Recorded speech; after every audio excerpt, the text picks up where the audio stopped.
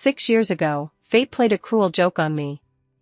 I was pregnant with quadruplets, a boy and 3 girls, yet my husband Jim mistakenly accused me of infidelity. A divorce agreement ruthlessly cast me out of our home, leaving me with nothing. 6 years later, I returned to this city with my 4 children. When Jim saw them, he finally realized that the misunderstanding from all those years ago had been a colossal mistake.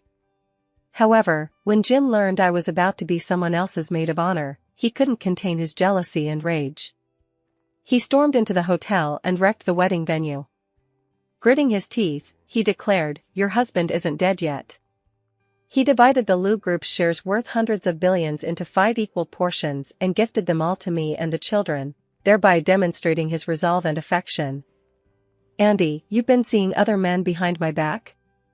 Jim slammed his phone onto the coffee table. The screen displayed a blurry photo of a man handing me a drink. I instantly recognized him as Peter from the hospital, the doctor overseeing my prenatal care. "You've got the wrong idea. He's just a doctor friend of mine." I clenched my fists, desperately holding back the tears welling in my eyes. "A doctor friend?" He scoffed coldly, disappointment flashing in his eyes. "Andy, stop pretending. The baby you're carrying isn't mine, is it?" Hearing those words, my heart felt as though it had been torn open, the pain nearly suffocating me. "No, that night." Before I could finish, he cut me off coldly. "Enough. Stop lying." He flung my hand away as if he could no longer bear it, coldly stating, "I've already signed the divorce papers. I'm moving out tomorrow." "But the child?" "Andy, do you really think the Lou family would adopt a child of unknown origin?" He nearly shouted, his eyes filled with utter resolve. "Take your child and get out." "It's not like that. The child is." My eyes welled up, my voice choked with emotion, unable to continue. "The child is yours." Those words remained stuck in my throat, impossible to utter. Because I knew that night might have been nothing more than a drunken folly to him, but to me, it was an indelible memory. Yet in the face of his icy stare and unquestionable fury, my explanations felt utterly feeble. "Sign. From this moment on, we have nothing to do with each other." He flung the pen onto the documents and turned to leave without a backward glance. In that instant, my world collapsed. The day I signed the divorce papers, I dragged my weary body out the front door. Outside, the downpour pelted me mercilessly, as if mocking my foolish persistence. I clutched my stomach, tears mingling with rainwater, unable to see the path beneath my feet, yet distinctly feeling the life within me pulsing. I hadn't told anyone, I was already carrying 4 children, quadruplets, a boy and 3 girls. In the days that followed, I endured the long pregnancy alone, gritting my teeth through it all. The symptoms pushed me to the brink of collapse time and again, but the heartbeats of my 4 children always gave me strength. Without family support or the Lou family's financial backing, I had no choice but to rely on myself. On the day of delivery, I nearly lost my life to severe bleeding, yet my children arrived safely into this world. Gazing at their tiny bodies, I vowed that no matter how difficult it became, I would give them a warm home. As the children grew day by day, each day brought both happiness and hardship. At 3 in the morning, I was awakened by my youngest son's cries and quickly got up to feed him.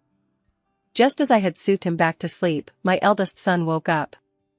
Frowning, he cried out, "Mommy, I wet the bed." "Sweetie, don't cry. Mommy will change it for you right now." I soothed him while dragging my weary body to change the sheets. By 6 in the morning, all 3 sons and my little daughter were awake, clamoring for breakfast. I sliced bread and boiled milk, wishing I had 3 heads and 6 arms. "Mommy, I need to pay the craft fee for kindergarten today." My eldest son held out the notice, looking at me timidly. I ruffled his hair and smiled, "Don't worry, Mommy will take care of it." But inside, I was already calculating, this month's rent was still short, and where would I find the money for the craft fee? Every day feels like a battle, I'm both their mother and their father. I work at a convenience store by day and take on handiwork at night until dawn. The weight of life presses down on me, leaving me breathless. But every time I see the smiling faces of my 4 children and hear them sweetly call me mommy, all my fatigue melts away, transforming into the strength to persevere. Once, when my youngest son fell ill with a high fever, I carried him on my back and rushed him to the hospital overnight. The doctor said he needed to be admitted for observation, but I hesitated because of the cost. Just as I was at a loss, my eldest son took my hand and said, "Mommy, don't worry. My little brother and I can take care of ourselves. You should go be with your little brother." At that moment, tears welled up in my eyes and spilled over. How I wished Jim could know what he was missing, such a group of thoughtful children. Yet I wouldn't let him know, nor did he need to. 6 years have buried that love deep within me. I am Andy, mother to 4 children, and the woman who single-handedly holds this family together. My pride won't let me bow to him. The cityscape outside the car window flashed by as I gripped the steering wheel, glancing through the rearview mirror at the faces of my 4 children in the back seat. My heart was filled with mixed emotions. "Mommy, what's our hometown like?" my eldest son Levi asked curiously, his dark eyes fixed intently on me. "It's a beautiful place, with lots of trees and fresh air," I replied with a smile, trying to sound as light-hearted as possible. "Then why did you leave?" Nico, the second son, chimed in with an innocent look that caught me off guard. "Because..." I paused, my smile stiffening slightly. Mommy had more important things to do back then. As the words fell, the 3 boys nodded with half understanding, while only my youngest daughter, Cora, asked in her childish voice, "Mommy, does our daddy live here?" My hand trembled involuntarily, nearly causing me to swerve off course. I clenched my teeth, offering no reply, and turned my gaze to the scenery outside the window, masking the complex emotions in my eyes. This was a business cocktail party, and the moment I arrived, I drew quite a few stares. Dressed in an impeccable gown, accompanied by 4 well-behaved, beautiful children, I was no longer the woman who had been thrown out in disarray all those years ago. "Andy, it's been ages. Never imagined you'd be." An acquaintance approached with surprise, glancing at me before shifting their gaze to the 4 children beside me, their expression complex. "Thanks for the compliment," I replied with a smile, my tone calm. The children were like little celebrities, behaving with such grace that they drew hushed whispers from onlookers.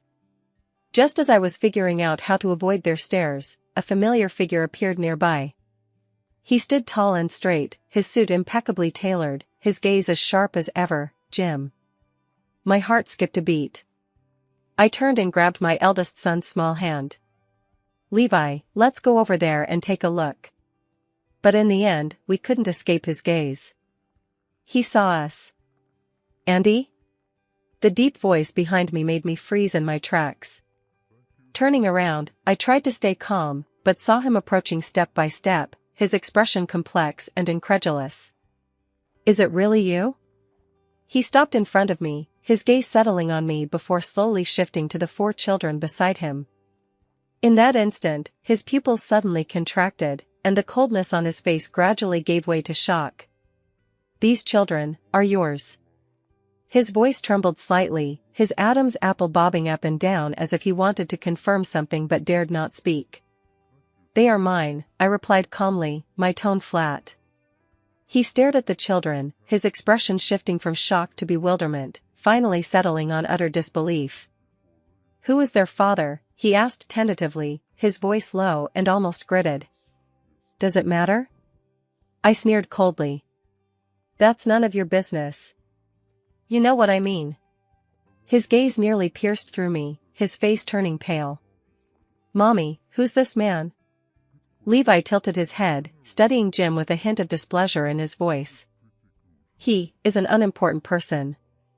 I avoided Jim's gaze and lowered my head to stroke Levi's head. Yet Seabow's looks were practically a miniature version of his own. Standing side by side now, anyone could see the resemblance. "Mommy, I think this uncle looks just like us," my little daughter Cora said in her baby voice, tugging at my skirt.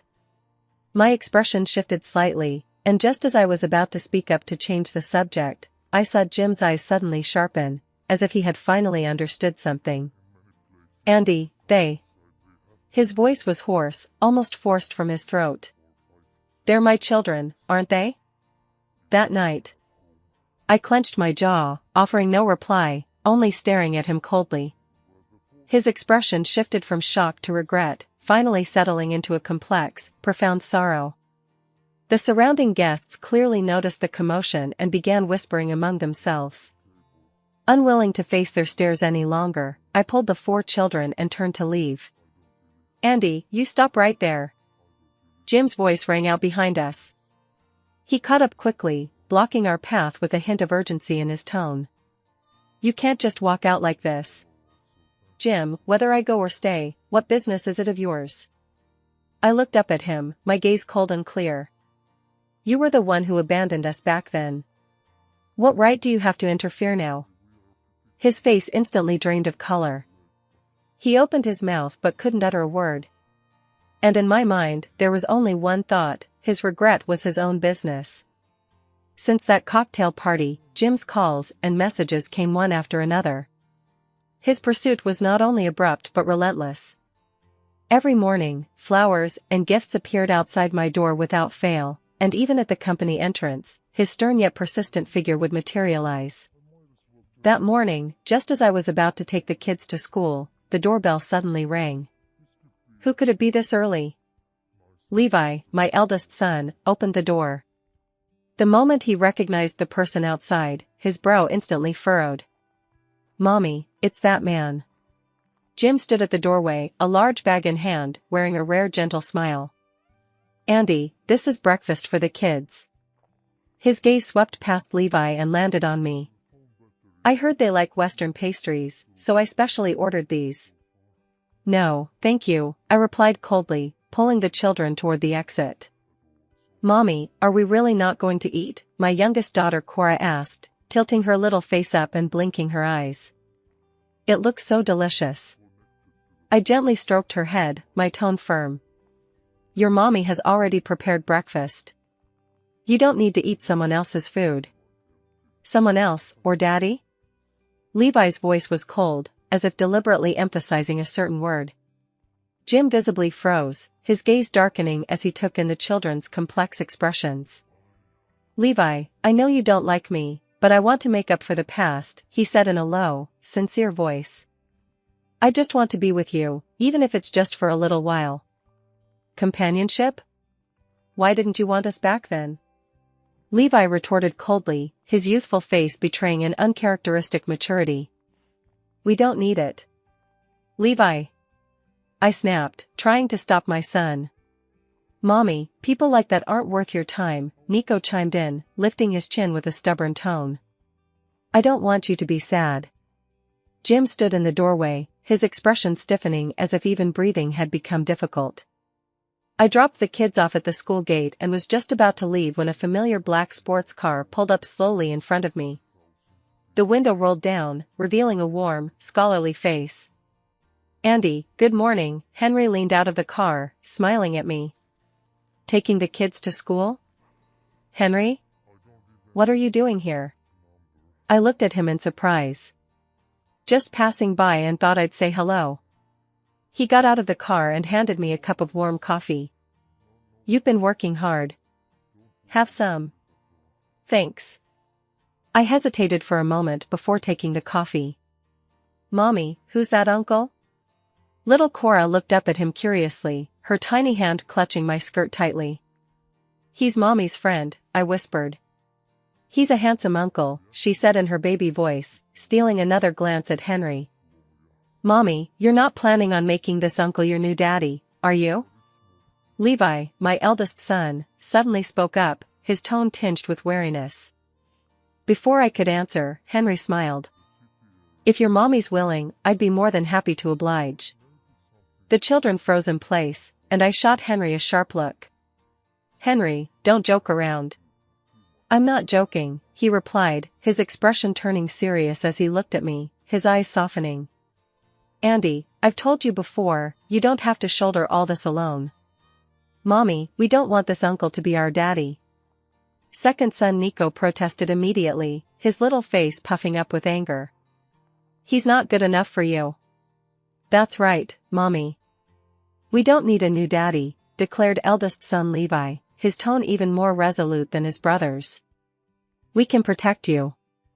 "But Mommy works so hard," little Cora pouted, her eyes glistening with tears. "I just want someone to take care of Mommy. We're enough." Third son Alan hugged my legs and looked up earnestly. "Daddy's bad, and Uncle's no good either." The children argued fiercely, leaving me feeling both warm and troubled inside. As I looked at their innocent little faces, I suddenly realized that every choice I made would profoundly affect them. Just then, a familiar figure appeared in the distance. He stood outside the crowd, his gaze fixed on us, his expression complex and hard to read. "Mommy, it's him again," my eldest son Levi reminded me coldly. My heart tightened, and I whispered, "Hurry to school. Don't mind him." The children nodded, but couldn't resist glancing back at Jim with a few glares before slowly walking into the school. I stood where I was, turning to face Jim. He looked at me, a flicker of hurt in his eyes, but still came over. "Are you close with that man?" he asked, his voice low and hoarse, yet tinged with a subtle accusation. "None of your business," I replied coldly. "Andy, He paused, then lifted his head to meet my gaze, his voice trembling slightly. "I won't give up. I won't let go of the children or you." I looked into his eyes, my heart churning, yet I still gritted my teeth and turned away. "Jim, some things are lost forever." I walked away, leaving behind his motionless figure. On the wedding day, I stood beside the stage as a bridesmaid, wearing a faint smile on my face while a subtle unease lingered in my heart.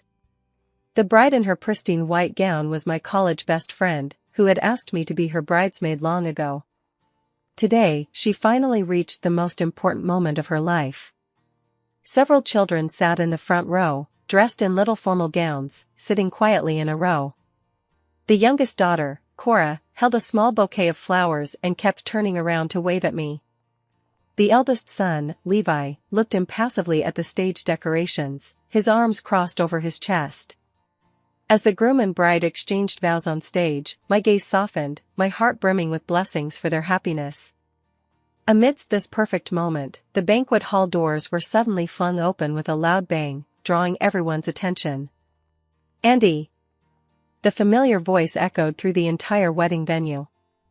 I snapped my head up to see Jim striding in, dressed in a perfectly tailored suit, his expression fierce. His face was dark and stormy, his piercing gaze sweeping over me and the bride and groom on the stage, as if he might overturn the entire banquet at any moment.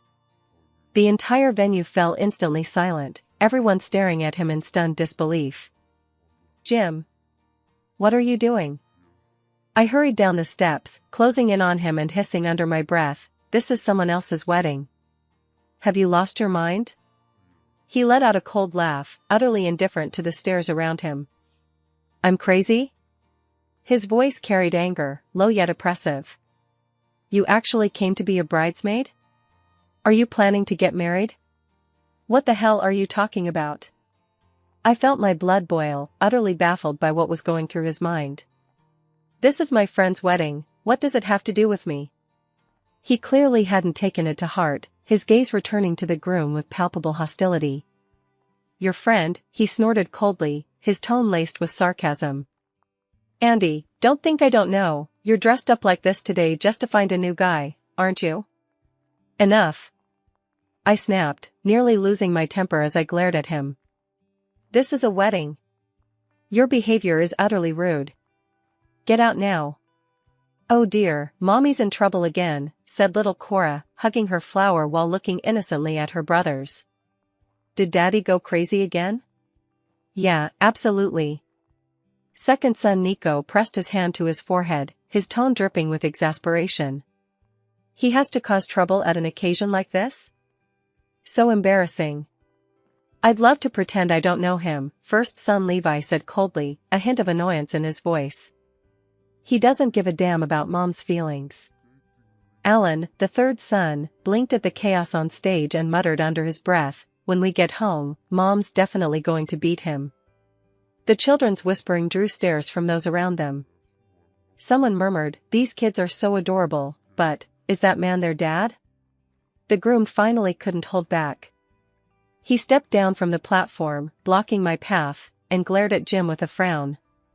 Sir, this is my wedding. Show some respect. Your wedding? Jim's gaze was as sharp as a knife.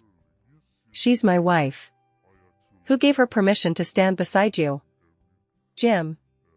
I shouted, my voice thick with suppressed rage. We're divorced. His body stiffened, then he gave a cold laugh. Divorced? So what? Andy, your husband isn't dead yet. The moment those words left my mouth, the entire room erupted in an uproar. Every pair of eyes turned to me, filled with shock and curiosity. The bride covered her mouth, too stunned to speak, while the groom's face darkened completely. I took a deep breath, forcing myself to calm down, and whispered, leave immediately, or don't blame me for being rude. Just then, little Cora suddenly ran over. Dressed in her princess dress, her tiny figure stood before Jim. Tilting her head, she innocently asked, Daddy, are you worried someone will take Mommy away? Her voice rang out crisply, like a pebble dropped into a tranquil lake, instantly shattering all awkwardness. Jim lowered his head, staring blankly at her, speechless for a long while. The little girl pressed on, her small face brimming with curiosity. But Mommy said she didn't like that uncle last time. Jim's expression softened instantly. He crouched down, gathered her into his arms, and spoke in a low voice, Cora, your mommy will always be mine. Jim. That's enough. I'd completely lost my patience and yanked my little daughter toward me. If you keep acting up, I won't hesitate to call the police. He stood up, his gaze complex as he looked at me. His lips parted, but in the end, he said nothing more. He slowly took a few steps back, lifted his head to scan everyone present, then said coldly, this won't be the end of it. He turned and walked away, his retreating figure appearing lonely and stubborn. The wedding proceeded, but everyone couldn't help whispering, their eyes occasionally drifting toward me. Standing rooted to the spot, I let out a long sigh, feeling utterly exhausted. Several children ran over and surrounded me. Levi frowned and said, Mommy, don't be sad. We won't let him bully you. I stroked his head, my eyes filled with complex emotions. Mommy's fine. It's just. I never imagined this day would come. Morning sunlight flooded the living room as 4 children gathered around the dining table. The youngest daughter, Cora, clutched a hand-folded heart-shaped paper note, her face full of mystery. Everyone's done writing theirs, right? Levi glanced up at his siblings, his tone as calm as ever. All done. Nico nodded excitedly, waving the note in his hand. My wish is the best one, Mommy will love it. Alan couldn't help but roll his eyes. Are you sure? Last time, Mommy said your drawing was too messy. Humph, this time it's totally different. Nico retorted, his neck stiff with defiance. Quiet down, listen to me. Levi tapped the table, drawing everyone's attention. We promised Mom we'd put our hearts into preparing the family wish. She sacrificed so much for us, so everyone needs to take this seriously. Got it, big bro. Cora said with a grin, holding up the piece of paper. My wish is for our whole family to stay together forever, so Mommy won't get mad anymore. Levi nodded and looked at the other two, what about you guys? Nico looked a bit embarrassed as he muttered softly, I wish Mommy could rest more and not work so hard. I wish. Alan paused, then said earnestly, I wish Daddy could stop doing those things that make Mommy upset. Just as they were deep in discussion, the doorbell rang. Levi frowned. I'll get it. When he opened the door, there stood Jim. He was carrying a large bag of pastries, clearly he'd come prepared. Daddy. Cora jumped up happily, dashing to the door and throwing herself into his arms. I bought your favorite strawberry cake. Jim handed her the bag, his gaze drifting to the other children as he gave an awkward smile. Can I stay for breakfast today? Levi stared at him coldly. We need to ask Mom. Jim nodded stiffly and followed the children into the living room. Just then, I was carrying breakfast out from the kitchen. My steps halted when I saw him, and my gaze instantly turned icy. "What are you doing here?" My voice wasn't loud, but it carried a clear edge of displeasure.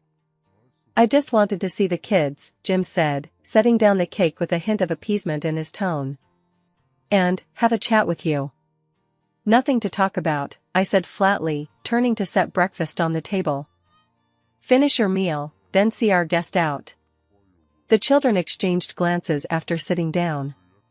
Cora held her wish slip and whispered, "Daddy seems to be trying really hard today. Should we ask him to stay?" "Stop always sticking up for him," Levi scolded softly. "Mommy works so hard because of him." "But, without Daddy at home, it's not a complete family," Cora pouted, looking hurt. Nico hesitated for a moment before murmuring softly, "Actually, I think, if Daddy is willing to change, maybe we could give him another chance." Alan remained silent for a while before saying earnestly, "Then it depends on whether he's sincere." After breakfast, Jim tentatively asked, "Andy, are you free this afternoon?" "I'd like to take the kids out." "We have plans this afternoon," I replied coldly, picking up the bowls and chopsticks from the table and heading toward the kitchen. "Mommy." Levi suddenly spoke up, his voice tinged with a hint of pleading. "We really want to go out as a family, even just once." My footsteps halted, and I turned to look at them. The four of them stood together, their eyes brimming with anticipation. "Mommy." Cora stepped forward, took my hand, and pleaded sweetly, "Just this once, okay?" I sighed and looked at them helplessly. "All right, just this once." Jim clearly cherished this opportunity immensely, taking us to the amusement park. The children ran about excitedly, while he cautiously followed behind me. "Andy," he finally mustered the courage to speak, "I've wronged you all these years. Can you give me another chance?" "Jim," I turned to face him, my eyes devoid of warmth, "when you refused to listen to my explanation and kicked me out of the house all those years ago, did you ever think this day would come?" He opened his mouth but found no words to counter, only lowering his head. "I know I was wrong. I really do." "What good does knowing you're wrong do?" I sneered coldly. "I've struggled alone with 4 children for 6 years, not so you could start over with a simple 'I'm sorry.'" In the afternoon, the children discussed their plan and decided to carry it out secretly. They slipped the wish notes they'd written that morning into my bag, and while I wasn't looking, they slipped another one into Jim's pocket. That evening when I got home, I found the notes while packing my bag. "Mommy, I hope our family can always be together.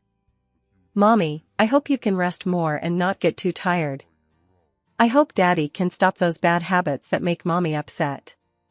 My hand trembled slightly as I read the last note. It was Levi's handwriting. "Mommy, we know you've been working so hard, but Daddy's trying his best too. If you can, please give him another chance." Tears fell silently as I sat on the sofa, frozen in place for a long time. Meanwhile, Jim found the note in his pocket at home. Unfolding it, he saw the childish handwriting read, "Daddy, if you really want to keep Mommy, you have to prove with your actions that you deserve this family." Early the next morning, Jim appeared at my doorstep. He held a document in his hand, his expression serious and resolute. "What's this?" I frowned at him. "I've divided all the shares of the Lou Group into 5 portions, he said. 1 portion is for you, and 4 portions are for the children." I froze. "What do you mean?" "I know that for you, true security comes only from being in control," he said. "This is my sincerity. If you're willing, I'll spend the rest of my life proving myself." I stared at him in disbelief. The man before me seemed truly transformed. The children peeked out from their room, their faces lighting up with delighted smiles at the scene. "Mommy, are you touched by Daddy?" Cora rushed over and hugged my legs, her smile as sweet as honey. I looked down at her, a smile curling at the corners of my mouth, and finally nodded. "Maybe I could give it a try." The room instantly filled with laughter, yet deep down I knew this time I wouldn't forgive so easily. Give it a try, it's a chance I'm giving him, and myself too. I hope he'll seize it.